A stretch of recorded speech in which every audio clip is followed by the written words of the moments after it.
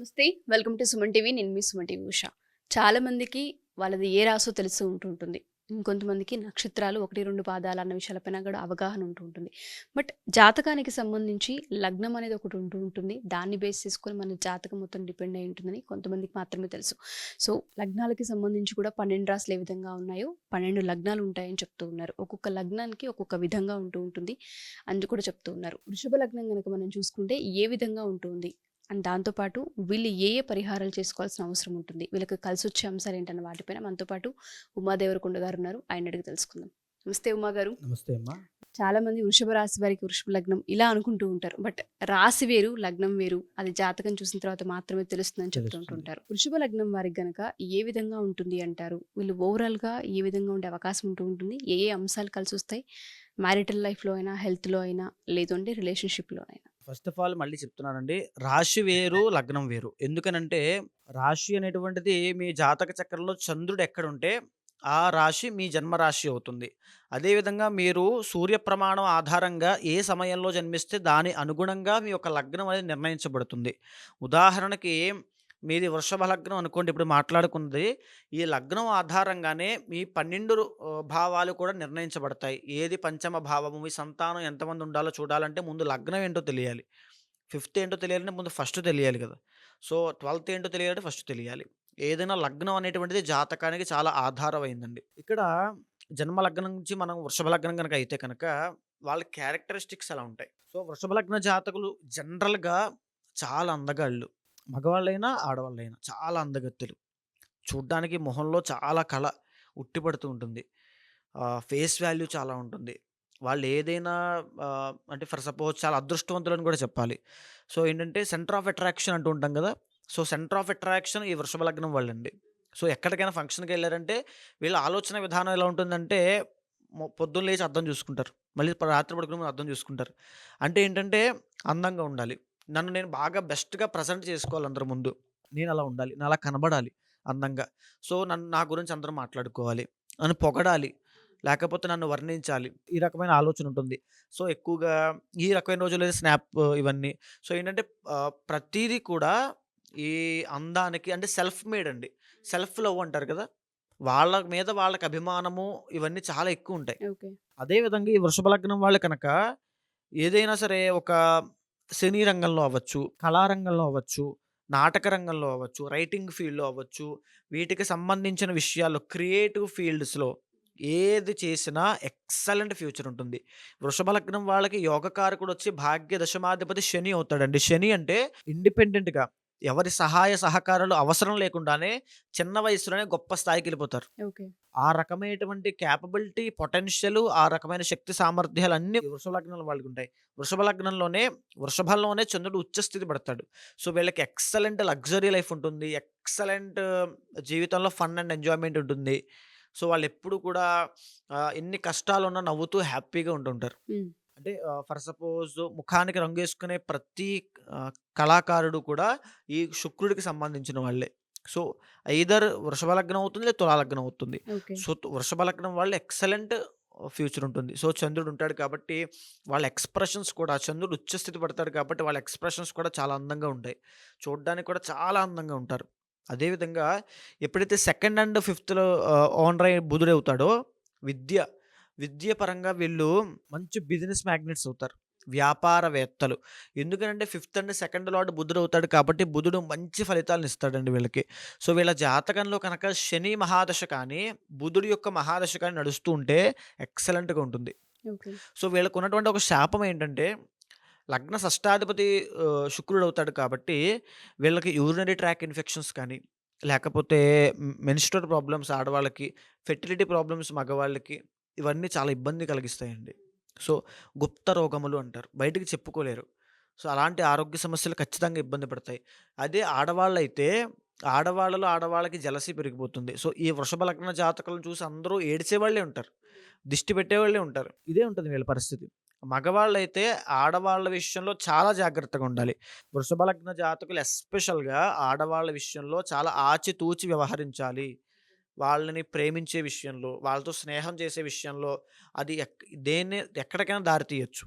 అది తిరిగి తిరిగి మళ్ళీ మిమ్మల్ని ముంచేటువంటి స్థాయికి రావచ్చు. కాబట్టి వృషభ లగ్న జాతకులు ఎస్పెషల్‌గా చాలా జాగ్రత్తగా ఉండాలి. సో, వీళ్ళు బిజినెస్ మీద కాన్సంట్రేట్ చేయగలిగితే ఎక్సలెంట్‌గా ఉంటుంది. సో, వీళ్ళేంటంటే వృషభ లగ్న జాతకులు చాలా పొదుపరి. అంటే సేవింగ్స్ ఎక్కువ చేస్తుంటారు. బయటకేది చెప్పరండి. అన్నీ దాచేసుకుంటారు లోపలే. అన్నీ లోపల పెట్టేసుకోవడం, దాచేసుకోవడం, బయటకేం చెప్పకపోవడం, సంపాదించిందంతా లోపల పెట్టేయడమే. ఖర్చు పెట్టడం చాలా తక్కువ. చాలా తక్కువ. పక్కనోళ్ళతో ఖర్చు పెట్టించడం. ఇవన్నీ కూడా ఒక వృషభ లగ్న జాతకులకుంటాయి. అదేవిధంగా ఇక తృతీయ స్థానము చంద్రుడవుతాడు కాబట్టి చతుర్థ స్థానము రవి అవుతాడు కాబట్టి తండ్రి. సో, వీళ్ళ యొక్క తల్లి, తండ్రుల యొక్క సహకారములు చాలా బావుంటాయండి. అంటే ఫర్ సపోజ్ వీళ్ళ మదర్, వీళ్ళ డ్యాడీ లాగా అంటే అక్కడ పరివర్తనం చెందుతుంది కాబట్టి వీళ్ళ డ్యాడీ వీళ్ళకి మంచి కేరింగ్ తీసుకోవడము. వీళ్ళ మదర్ వీళ్ళ ఫాదర్ లాగా మంచి ఆర్గనైజ్ చేయడము. ఇవన్నీ కూడా వృషభ లగ్న జాతకుల జీవితంలో ఉంటాయి. తల్లిదండ్రుల సహకారం చాలా బావుంటుంది. ఓకే. వృషభ లగ్న జాతకులు ఎదగడానికి వాళ్ళ తల్లిదండ్రులే బ్యాక్ ఎండ్ సపోర్ట్ ఉంటారు. అదే విధంగా ఇంకా సప్తమ స్థానం చూస్తే కుజుడవుతాడు. యూజువల్‌గా పెళ్ళైన తర్వాత మ్యారీడ్ లైఫ్ అంతా ప్రేమ, అభిమానాలతో, అనురాగాలతో ఉండేటువంటి అవకాశాలు ఉండవండి. ఏదో మెకానికల్ పెళ్లి చేసుకోవాలి 30 సంవత్సరాల దాకా ఎంజాయ్ చేస్తారు, పని చేసుకుంటారు, డబ్బు సంపాదిస్తారు, పేరు సంపాదిస్తారు, 30 సంవత్సరాల తర్వాత పెళ్లి చేసుకుంటారు. అంతే మొగుడున్నాడు, పెళ్ళాం ఉంది అంతే. ఆ రకంగానే ఉంటుంది. అదే విధంగా ఈ వృషభ లగ్న జాతకులకి ఇంకొక ఉన్నటువంటి ఇబ్బందేంటంటే అఫైర్స్ ఎక్కువుంటాయి. సో, ఈ విషయము ఖచ్చితంగా చెప్పి తీరాలి జాతకంలో ఉన్నటువంటిది కాబట్టి అఫైర్స్ ఎక్కువుండే అవకాశం చాలా ఉంటుంది. సో, ఇదే విషయం చెప్తున్నానండి. ఆడవాళ్ళ విషయంలో చాలా జాగ్రత్తగా ఉండాలని చెప్పాను గదా! అఫైర్స్ విషయంలో కనుక వృషభ లగ్న జాతకులు ఇరుక్కుంటే వాళ్ళ యొక్క గతి ఇంకా కేసులు, కోర్టులు, లిటిగేషన్స్ ఇలాగే ఎళ్ళిపోతుంది. కంప్లీట్ డౌన్‌ఫాల్ వచ్చేస్తుంది. సో, ఆడవాళ్ళ విషయంలో ముఖ్యంగా ఇలాంటి అఫైర్స్ విషయంలో ఆడవాళ్ళైనా, మగవాళ్ళైనా వృషభ లగ్న జాతకులు చాలా జాగ్రత్తగా ఉండాలి. ఇకపోతే అష్టమ లాభాధిపతి గురుడయ్యాడు. సో, వీళ్ళకేంటంటే యూజువల్‌గా ఆర్థికంగా వీళ్ళకి ఆశలెక్కువుంటాయండి. అంటే ఇందాక నేను చెప్పాను మీకు సెకండ్ హౌస్ ఓనర్ బుధుడవుతాడు కాబట్టి దాచేసుకోవడం ఎక్కువుంటుంది. సో, దేనికి దాస్తుంటారంటే ఏదో ఒక పెద్దది, ఒక పెద్ద బంగ్లా కట్టాలి, కొనేయాలి. ఒక పెద్ద కారు కొనాలి, దాంట్లో తిరగాలి. ఇలాంటి ఆశలెక్కువుంటాయి వీళ్ళ కోరికలు. దానికోసం కష్టపడతారు. దానికోసమే జీవితాంతం కష్టపడుతూనే ఉంటారు. కానీ దాన్ని పరిపూర్ణంగా అనుభవించలేరు. ఓకే. సో, ఇది కూడా జరుగుతుంది. అదే విధంగా వీళ్ళ జాతకంలో ఎస్పెషల్‌గా వృషభ లగ్న జాతకులకి భాగ్య దశమాధిపతి శని అవుతాడు కాబట్టి మహాయోగ కారకుడండి. శని ఎవరి జాతకంలో అయితే యోగాన్ని పడతాడో ఉదాహరణకి వృషభ లగ్నము, తులా లగ్నము. హ్మ్. ఈ 2 జాతకాల్లోనే శని యోగ కారకుడు. ఈ యోగ కారకుడైనటువంటి శని ఎప్పుడైతే వస్తాడో దశ అంతర్దశల్లో ఒక టర్నింగ్ పాయింట్. జీవితంలో ఎంత దరిద్రం అనుభవించినా, ఎంత కష్టాలున్నటువంటి ఫ్యామిలీలో పుట్టినా వృషభ లగ్న జాతకులు ఒక అవకాశం వస్తుంది. అదే శని యొక్క మహాదశ. ఉదాహరణకి ఆ శని ఏ అష్టమ స్థానంలో ఉన్నాడనుకోండి, అది అంత పని చేయకపోవచ్చు. అంటే ఉదాహరణ మీకెలా చెప్పాలి? వీళ్ళకి ఒక రూ. 1,00,00,000 ఇచ్చేటువంటి వ్యక్తి చాలా దగ్గరలో ఉన్నాడు. ఆయన రూ. 1,00,00,000 ఇచ్చి ఈయన బాగు చేద్దామని చూస్తున్నాడు. బావున్నాడు. ఆయనతో రిలేషన్ చాలా బావుంది. అప్పటిదాకా డబ్బులున్నాయి. కానీ ఈయనకి ఇవ్వాల్సిన సమయానికి ఆయన దగ్గర డబ్బులందవు. ఎలా ఉంది ఇది వినడానికి? అలాగే శని ఎప్పుడైతే అష్టమ స్థానంలో పడతాడో శనికి బలం ఉండదు. ఓకే. ఆయన యోగకారకుడే. ఈయన మంచే చేస్తాడు. కానీ శనికి బలం లేనప్పుడు ఆయనేం చేస్తాడు?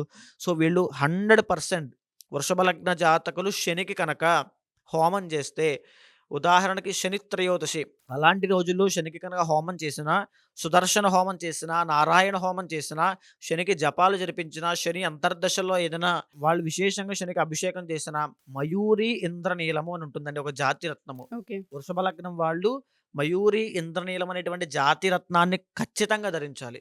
అది ధరిస్తే కుడి చేతి మధ్య వేలకి.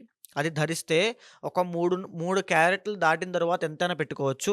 ధరిస్తే ఎక్సలెంట్ ఫ్యూచర్ ఉంటుంది. వీళ్ళకి మంచి ఆయిల్స్ అండ్ రిఫైనరీ అవ్వచ్చు, పెట్రోలియం అవ్వచ్చు, లేకపోతే ఒక కంపెనీలో జాబ్ చేస్తూ ఆ కంపెనీని ఏలేసేటువంటి తెలివితేటలుంటాయి వీళ్ళకి. అలాంటి తెలివితేటలైనా రావాలంటే శని అనుగ్రహం కావాలి వీళ్ళకి. శని అందరికీ చెడ్డవాడు కాదు. వీళ్ళకి ఎక్సలెంట్‌గా ఫలితాలిస్తాడు కాబట్టి శనికి సంబంధించి మయూరి ఇంద్రనీలము 100% ధరిస్తే ఎక్సలెంట్ ఫ్యూచర్ ఉంటుందండి. డెఫినిట్‌గా అండి. సో, ఎవరైనా సరే వృషభ లగ్నం వారు కనుక ఈ వీడియో చూసినా, లేదా మాది లగ్నం ఏంటో తెలీదు, జాతకరీత్యా ఒకసారి కలవాలి అనుకుంటున్నాం అనుకున్నా డెఫినిట్‌గా మనల్ని అప్రోచ్ అవ్వచ్చు అంటారా? అవ్వచ్చు. లగ్నము జాతకంలో చాలా ఆధారం అండి. లగ్నం బట్టి మనం బ్లూ ప్రింట్ మొత్తం ఆ వ్యక్తి ఎలా ఉంటాడో, ఏం చేస్తాడో ప్రతీదీ చెప్పొచ్చు. సో, అదే విధంగా ఈ లగ్నం ఆధారంగానే జాతకంలో ఏ ఏ దోషాలున్నాయో కూడా తెలుస్తుంది. ఆ దోషాలకు ఎలాంటి పరిహారం చేస్తే యోగం కలిసొస్తుందో కూడా తెలుస్తుంది. ఉదాహరణకి ఇప్పుడు శని. ఎలా అయితే వృషభ లగ్నానికి శని ఎలా యోగకారకుడు అవుతున్నాడో, శనికి సంబంధించిన హోమం చేస్తే ఎక్సలెంట్ ఫ్యూచర్ ఉంటుందండి. ఓకే. డెఫినెట్‌గా ఎవరైతే మా ఈ వీడియో చూస్తూ ఉంటుంటారో, మీరు కనుక జాతకరీత్యా మీ లగ్నం ఏంటి, రాశి ఏంటి, నక్షత్రాలేంటి అన్న విషయాలపైన అవగాహన తెలుసుకోవాలి అనుకున్నా, లేదా ఒకవేళ జాతకరీత్యా లగ్నం తెలుసుకున్న తర్వాత పరిహారాలు చేయించుకోవాలనుకున్నా డెఫినెట్‌గా అప్రోచ్ అవ్వచ్చు. కింద స్క్రోల్ అవుతున్న కాంటాక్ట్ నెంబర్‌ని కాంటాక్ట్ చేస్తే ఉమాగారి టీమ్ మీకు పూర్తి వివరాలను అందిస్తారు. థ్యాంక్ యూ అండి. Thank you so much. నమస్తే అమ్మ.